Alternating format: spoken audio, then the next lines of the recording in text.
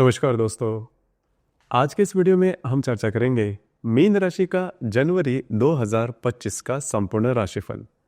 Mean राशि के बारे में अगर कहा जाए तो आपके राशि का सबसे महत्वपूर्ण ग्रह मंगल, जो कि आपके पंचम और चतुर्थ भाव में वक्री है। आपके राशि का जो स्वामी है गुरु, वह भी आपके तृतीय भाव में वक्री है। उसी प्रकार आपकी जो राशि है वह 7.5 में आ चुके हैं। व्यय भाव में जो शनि है वो भ्रमण कर रहा है, लेकिन यह जो शनि है वो मार्गस्थ है।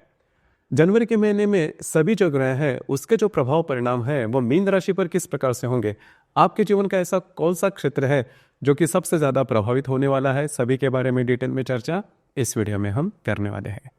तो सबसे पहले हम चर्चा करेंगे कि आपका जो स्वास्थ्य है मानसिक या फिर शारीरिक वह किस प्रकार का होगा।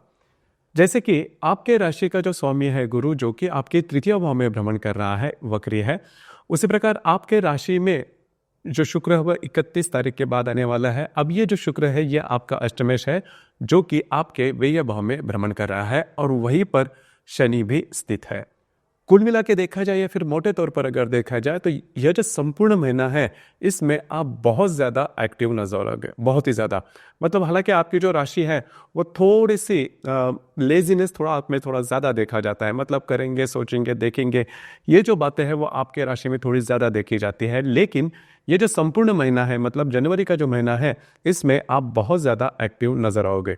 दूसरी सबसे महत्वपूर्ण बात जिसके बारे में आपको ध्यान देना बहुत ही ज़्यादा आवश्यक है, इस महीने में किसी भी प्रकार के नए काम की शुरुआत बिल्कुल भी नहीं करना।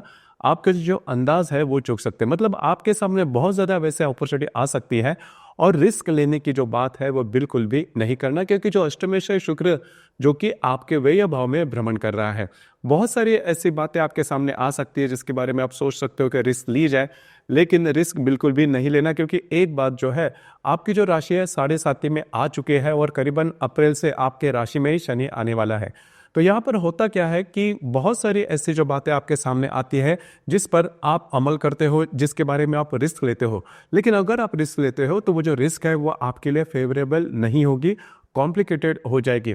क्योंकि जैसे ही मैं कह रहा हूं कि शनि आपके राशि में आ जाएगा, तो मई के बाद जो गुरु है वो भी आपके चतुर्थ भाव में आएगा। तो ये जो दो बड़े ग्रह है वो आपके विरोध में जाएंगे। इस वजह से किसी भी प्रकार के अगर आप निर्णय लेते हो तो वो चूकने की संभावना बहुत ही ज्यादा बनती है। तो इस लिहाज से देखा जाए तो शॉर्टकट बिल्कुल भी नहीं लेना। उसी प्रकार किसी भी प्रकार की बड़ी रिस्क नहीं लेना जो कि फ्यूचर से रिलेटेड है, या फिर लक के बारे में, मतलब भाग्य के सहारे बिल्कुल भी नहीं रहना। जो भी बातें हैं सीधी सीधी रखना। अगर वैसे करते हो तो जो तकलीफ है वो बहुत ज़्यादा नहीं होगी। इन चीज़ों पर थोड़ा सा ध्यान देना आवश्यक होगा। कमिटमेंट, प्रोमिस या फिर डॉक्यूमेंट्री से रिलेटेड कोई भी अगर आपको काम करना है तो भरोसे के सहारे बिल्कुल भी नहीं करना। सबसे इंपॉर्टेंट बात, जो भी बातें हैं पूरी तरह से वर्कआउट करना, उसके बाद ही डिसीजन लेना। क्योंकि आने वाला जो समय है, जैसे ही शनि आपके राशि में आ जाएगा तो बातें जो है वो कॉम्प्लिकेटेड ज़्यादा हो सकती है। तो शुरुआत से थोड़ा सा अगर आप अलर्ट रहते हो तो बातें जो है वो आपके लिए सरल हो जाएगी। इसके बाद हम चर्चा करेंगे कि आपका जो आर्थिक स्तर है वो किस प्रकार का होगा। जैसे कि आपके राशि का जो धनेश है, जो कि पंचम भाव में भ्रमण कर रहा है, वक्री है। दिनांक 22 तारीख के बाद ये आपके तृतीय भाव में भ्रमण करेगा। उसी प्रकार आपके राशि का जो अष्टमेश है शुक्र, जो कि आपके व्यय भाव में भ्रमण कर रहा है, 31 तारीख के बाद यह आप ही के राशि में भ्रमण करेगा। उसी प्रकार आपके राशि का जो लाभेश है शनि, जो कि आपके व्यय भाव में भ्रमण कर रहा है। कुल मिलाकर देखा जाए या फिर मोटे तौर पर अगर देखा जाए तो ये जो संपूर्ण महीना है आर्थिक स्तर के बारे में भी आपके लिए ठीक नहीं है। बहुत ही ज़्यादा खींचातानी करनी पड़ सकती है। सबसे महत्वपूर्ण बात, अगर आप शेयर मार्केट में ट्रेड करते हो तो बड़े ट्रेड, बड़ी रिस्क बिल्कुल भी नहीं लेना। आपके जो अंदाज है वो चूक सकते हैं। वैसे भी आपको ऐसा लग सकता है इस संपूर्ण महीने में जैसा आप एक्सपेक्ट कर रहे हो उस प्रकार से आपकी जो इनकम है वो नहीं हो रही है, आपके जो खर्चे हैं वो बढ़ रहे हैं। आपकी जो राशि है उसमें थोड़ा सा अलर्टनेस थोड़ा कम होता है। तो इसी वजह से इस महीने में आपको बहुत ज़्यादा खुद पर ध्यान देना होगा। थोड़ा सा डिसिप्लिन वाली जो बातें हैं वो आप में लानी होगी, जिस वजह से जो बातें हैं वो ज़्यादा कॉम्प्लिकेटेड ना हो। तो इन चीज़ों पर थोड़ा सा ध्यान देना आवश्यक है। जो इनकम है वो एक्सपेक्टेशन से थोड़े कम रहेगी, खर्चे थोड़े ज़्यादा रहेंगे, इस वजह से थोड़ी सी कॉम्प्लिकेशन बढ़ सकती है। इन चीज़ों पर थोड़ा सा ध्यान देना आवश्यक होगा। इसी प्रकार गृह सौख्य के मामले में अगर कहा जाए, पारिवारिक सुख के मामले में अगर कहा जाए, तो आपके राशि का जो चतुर्थेश है बुध, जो कि आपके दशम भाव में भ्रमण कर रहा है और करीबन 25 तारीख के बाद यह जो बुध है वो आपके लाभ भाव में भ्रमण करेगा। तो घर के जो लोग हैं उनके साथ आपकी जो इंटरेक्शन है उसमें छोटी मोटी बातों को लेकर तकरार हो सकते हैं। और खास करके जो मंगल है वो 22 तारीख के बाद आप ही के राशि में आने वाला है, तो घर के जो पारिवारिक सुख है उसमें प्रॉब्लम ज़्यादा हो सकते हैं। खास करके इस महीने के मतलब जनवरी के आखिर का जो सप्ताह है इसमें जो बातें हैं वह ज़्यादा कॉम्प्लिकेटेड हो सकते हैं, तो इन चीज़ों पर भी थोड़ा सा ध्यान देना होगा। उस प्रकार आपका जो लव लाइफ है उसके बारे में भी अगर कहा जाए तो अगर आप किसी के रिलेशनशिप में है तो वैसे भी आपने देखा होगा कि दिसंबर महीने से जो बातें हैं वो कॉम्प्लिकेटेड होते जा रहे हैं। आप में और आपके रिलेशनशिप में जो व्यक्ति है उनके साथ जो खींचातानी है वो बहुत ही ज़्यादा बढ़ रहे, बातें जो है वो आखिर तक भी पहुंच रहे हैं। तो इन चीज़ों पर भी आपको थोड़ा सा ध्यान देना होगा और थोड़ा सा एडजस्ट करना होगा। मुझे पता है कि आपकी जो राशि है वो एडजस्ट करने में काफ़ी अच्छी होती है, लेकिन यह जो दिन चल रहा है या फिर ये जो समय चल रहा है वो आपके लिए ठीक नहीं है। सामने वाला जो व्यक्ति है आपको नहीं समझ रहा है, तो ये जो पेन है, ये जो दुख है वो आपको थोड़ा सा खुद में समेटना होगा और थोड़ा सा एडजस्ट करना होगा, जिसकी वजह से बातें जो है वो एक्सट्रीम पर न जाए। उसी प्रकार जो गर्भवती महिला है उन्होंने भी खुद के स्वास्थ्य के बारे में ध्यान देना बहुत ही ज़्यादा आवश्यक होगा। स्वास्थ्य की जो समस्याएं हैं वो ज़्यादा सामने आ सकती हैं। उसी प्रकार जो विद्यार्थी वर्ग है उनके लिए जो बातें हैं वो ठीक रहेगी, मतलब ठीक यानी कि बहुत अच्छी ऐसे नहीं, आपको प्रयत्न करने होंगे, एफर्ट देने होंगे, उसके बाद जो रिजल्ट्स है वो जैसा आप चाहते हो उस प्रकार से आ सकते हैं। लेकिन आपको एफर्ट जो है वो नॉर्मल से थोड़े से ज़्यादा देने होंगे, तो इन चीज़ों पर थोड़ा सा आपको अमल करना होगा। उसी प्रकार वैवाहिक जीवन के मामले में अगर कहा जाए तो तृतीय भाव में जो स्थित गुरु है जो कि वक्री है, पंचम दृष्टि से आपके सप्तम भाव को देख रहे हैं, जो कि काफ़ी अच्छी बात है। तो आपके जो वैवाहिक जोड़ीदार है उनके साथ आपकी जो बातें हैं, जो आप दोनों में जो हारमोनी है वो ठीक देखी जाएगी। थोड़ा सा तू मैं वाली बातें हो सकती है, लेकिन चिंता ना करें, बहुत एक्सट्रीम पर नहीं जाएगी। उसी प्रकार जो मीन राशि के व्यक्ति विवाह करना चाहते हैं उनके लिए जो कालावधि है वो ठीक रहेगा, लेकिन फिर भी आपको थोड़ा सा एडजस्ट करके आगे बढ़ना होगा।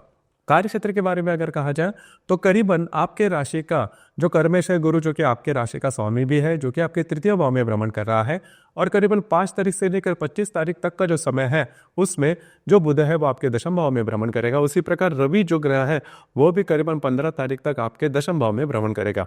अब ये जो बातें हैं वो आपके लिए काफ़ी ज़्यादा शुभप्रदायी साबित होगी। खास करके जो करियर के मामले में अगर देखा जाए तो ये जो संपूर्ण महीना है वो आपके लिए शुभप्रदायी साबित होगा। महत्वपूर्ण काम आपके हो सकते हैं, डॉक्यूमेंटेशन से रिलेटेड किसी भी प्रकार के काम इन दिनों में आपके पूरे होने की संभावना काफ़ी ज़्यादा बन रही है। उसी प्रकार कार्य क्षेत्र से रिलेटेड थोड़ा सा स्ट्रेस देखा जा सकता है, लेकिन वो पॉजिटिव होगा। आपको थोड़ा घूमना फिरना लग सकता है, पड़ सकता है, लेकिन जहाँ पर आप काम करते हो, नौकरी करते हो या फिर व्यवसाय करते हो, वहाँ पर आपके काम की एप्रिसिएशन होगी, जो कि बहुत ही महत्वपूर्ण बात है। तो कुल मिला के देखा जाए तो आपका जो कार्य क्षेत्र है उससे रिलेटेड बिल्कुल भी चिंता नहीं करना, जो बातें हैं वो आपके फेवर में ही रहेगी। तो ये जो संपूर्ण महीना है इसमें कार्य क्षेत्र से या फिर करियर के मामले में जो बातें हैं वो आपके लिए काफ़ी ज़्यादा फेवरेबल होगी। और दूसरी ज़्यादा महत्वपूर्ण बात, सबसे इंपॉर्टेंट बात, आपका जो फाइनेंशियल स्टेटस है उस पर आपको थोड़ा ध्यान देना होगा। इन चीज़ों पर थोड़ा सा ध्यान दीजिए। उसी प्रकार इस महीने के 23 तारीख को मंगल और बुध का प्रतियोग होने जा रहा है। मंगल जो कि आपके चतुर्थ भाव में भ्रमण करेगा और जो बुध आपके दशम भाव में भ्रमण कर रहा है, दोनों का जो है वो प्रतियोग होने जा रहा है। खास करके जहाँ पर आप काम करते हो वहाँ पर के जो वरिष्ठ होगी या फिर सहकर्मी होंगे उनके साथ जो बातें हैं, कॉम्प्लिकेशंस हैं, वो काफ़ी ज़्यादा बढ़ सकती है। और दूसरी महत्वपूर्ण बात, घर के ऐसे व्यक्ति जो कि आपके उम्र से छोटे हैं उनके स्वास्थ्य के बारे में भी ध्यान देना होगा। हालांकि जैसे मंगल आपके चतुर्थ भाव में आ जाएगा करीबन 22 तारीख के बाद, उसके बाद घर का जो माहौल है वो बहुत ज़्यादा खराब होता हुआ नजर आएगा। घर के जो लोग हैं उनके साथ जो बातें हैं वो भी थोड़ी सी कॉम्प्लिकेटेड हो सकती है, तो ध्यान रखिए। उसी प्रकार इस महीने के 25 तारीख को शुक्र और मंगल का त्रिकोण योग होने जा रहा है। व्यय भाव में स्थित जो शुक्र है उसके साथ आपके चतुर्थ भाव का जो मंगल है वो त्रिकोण योग करने जा रहा है। तो करीबन 25 तारीख के आसपास का जो समय है उसमें घर के जो लोग हैं उनके साथ कहीं बाहर घूमना फिरना हो सकता है। जो समय है वो काफ़ी अच्छे तरीके से कट सकता है। इसी प्रकार इस महीने की जो पूर्णिमा है वो 23 तारीख को है और जो अमावस्या है वो 29 तारीख को है। अमावस्या पूर्णिमा के दिन रविचंद्र का आकर्षण पृथ्वी के प्रति ज़्यादा होने के कारण हम बहुत ज़्यादा भावनातीत हो जाते हैं, इमोशनल हो जाते हैं। और वैसे भी देखा जाए तो आपकी जो राशि है वो सबसे ज़्यादा इमोशनल है। तो यह इस महीने के करीबन 13 और 29 तारीख को किसी भी प्रकार के महत्वपूर्ण निर्णय बिल्कुल भी नहीं लेना और खास करके विवादों में बिल्कुल भी नहीं जाना। मैं फिर से ये कहना चाहूँगा कि ये जो संपूर्ण महीना है इसमें आप मिस्टेक कर सकते हो, चूक कर सकते हो भावनाओं में बहकर। रिस्क ले सकते हो, और वो जो रिस्क है वो आगे जाके आपके लिए बहुत ज़्यादा कॉम्प्लिकेशन क्या लेके आ सकते। किसी भी प्रकार के महत्वपूर्ण काम कॉन्फिडेंस में जाके या फिर रिस्क लेके या फिर लक के सहारे बिल्कुल भी नहीं करना। तो दोस्तों, ये था मीन राशि का जनवरी 2025 का संपूर्ण राशिफल। धन्यवाद।